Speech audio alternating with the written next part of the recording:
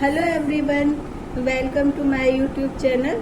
हाँ तो गाइज, आज मैं अनामिका अजूबी की स्टोरी का 9th पार्ट लेकर के आई हूँ और अनामिका अजूबी की पूरी स्टोरी आप सुने और मुझे सब्सक्राइब करें।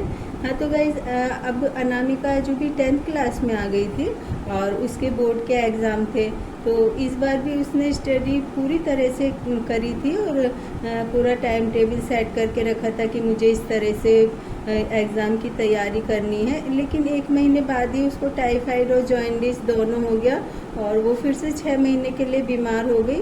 तो स्कूल भी नहीं जा पाई, लेकिन ठीक होने के जस्ट बाद ही सबसे पहले अपना सिलेबस कंप्लीट किया और रूटीन में पढ़ाई करके सारा कोर्स कंप्लीट कर लिया। और उसके बोर्ड के एग्ज़ाम थे। मैडम हर बार नसीहत देती थी, गर्ल्स पढ़ाई पे ध्यान दो। तो एग्ज़ाम शुरू हुए तो अनामिका के जब एग्ज़ाम थे तो अनामिका ने एग्ज़ाम में सारे क्वेश्चन के आंसर लिखे थे, क्योंकि उसको सारे ही क्वेश्चन के आंसर आते थे।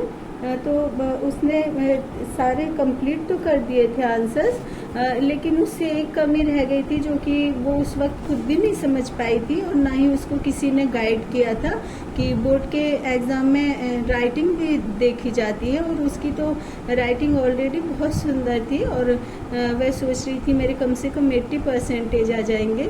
लेकिन कुछ उसकी जल्दबाजी की वजह से और कुछ उसकी राइटिंग की वजह से और खुद कुछ पूरा पेपर होने के बाद उससे फिर से दोबारा से देख नहीं पाने की वजह से ना उसके मार्क्स बहुत कम रह गए। उसने 80 का एवरेज लगाया था और सिर्फ उसके 59% ही रह गए, जिसकी वजह से आज तक भी उसे पछतावा होता है।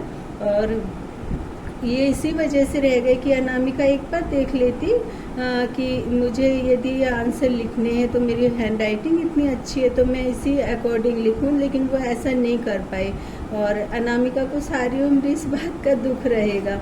और अनामिका का कॉलेज में एडमिशन हो गया था और उसका गुरु गोविंद सिंह कॉलेज में एडमिशन हुआ था और कुछ दिनों बाद वह अपने चाचा जी की शादी में गई और वहाँ उसके फेस पर एलर्जी हो गई, इतनी ज़्यादा एलर्जी हो गई कि उसको 6 महीने तक घर में ही रहना पड़ा और स्टार्टिंग में ही उसकी पढ़ाई फिर पीछे छूट गई, इसलिए वह कॉलेज भी कम जा पाती थी। लेकिन ठीक होते ही फिर उसने सारी जितनी स्टडी थी वो पूरी कवर कर ली और उसके कॉलेज में गैदरिंग हुई थी। तो गैदरिंग में भी उसने कई सारे फंक्शन में पार्ट लिया और उसे बहुत सारे प्राइज़ भी मिले। तो अनामिका कई बार अनामिका के ऊपर दुखों का कहर टूट पड़ता था कि और नन्ही से अनामिका एकदम बिखर जाती थी और उसको लगता था कि वह अब खुद को संभाल नहीं पाएगी और वो खुद को बिल्कुल अकेला पाती थी। लेकिन अनामिका ईश्वर पर हमेशा विश्वास करती थी और ईश्वर हर परिस्थिति से मुकाबला करने का उसको साहस देते थे, चाहे उस परिस्थिति में हार हो या जीत हो। दुनिया में ना बहुत कम लोग ऐसे होते हैं जो सारी उम्र सबके साथ होकर भी अकेले रहकर गुजार देते हैं। तो गाइस, अनामिका भी ऐसी ही थी। कई बार उसको ये नहीं समझ आता था कि आखिर वह दूसरों को समझने में भूल कर लेती है या लोग उसको नहीं समझ पाते। हाँ, लेकिन अनामिका अजूबी में एक बात यह भी थी जो कि उसको औरों से अलग करती थी कि चाहे उसकी ज़िंदगी में कितनी उथल पुथल रही हो, कितनी रुकावटें आई हो, वह हमेशा ज़िंदगी में आगे बढ़ती गई। घने अंधेरों से भी उसने रास्ते निकाल लिए, क्योंकि उसके जीवन का उद्देश्य खुद के लिए जीना नहीं था।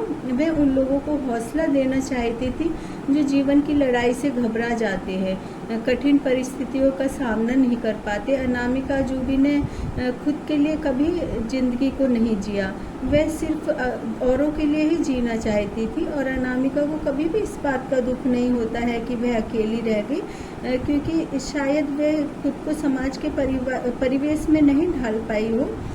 लेकिन उसमें एक बात ज़रूर थी कि वह हमेशा मुस्कुराती रहती थी।